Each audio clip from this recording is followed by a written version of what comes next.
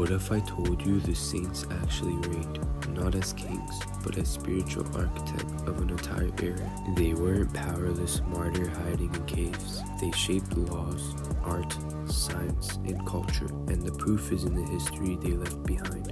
Part 1. Spiritual Dominion.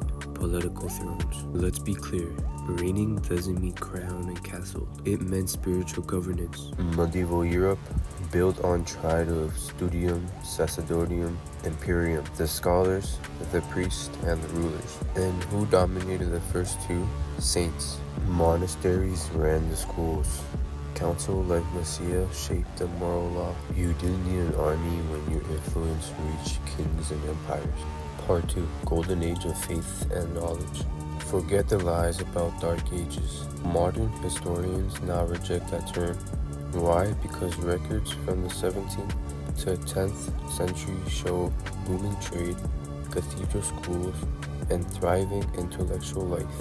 Isidore of Seville wrote an encyclopedia that prevents Roman and Greek wisdom. Hildegard of Bingen, a nun, was read in medicine, theology, and even music. The so-called darkness was actually a golden light of spiritual and scientific flourishing. Part 3. Real saints, real influence. Let's name names. Saint Bernard of Clairvaux. He reshaped papal policies and helped form the Knights Templar. Saint Louis IX, a king and a saint, fusing faith and relationship in Gothic cathedrals and universities. These weren't fringe mystics. These were cultural backbones of Europe. They reigned because their faith structured the system. Part 4. Why the persecution came after. So why did the burnings and Inquisition come later? Because around 1000 AD, the spiritual stronghold became to fracture. The saints' dominion held back deception. But once that lifted, heresy spread. The beast system began infiltrating. What followed wasn't the reign, it was the collapse of it. Part 5. Scientific evidence proves it. And no, this isn't fantasy. The science backs it up.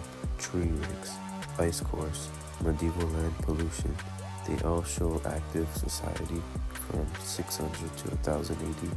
They even found lapis lazuli in the teeth of a medieval nun, proving detailed art and scholarship reached even cloistered women.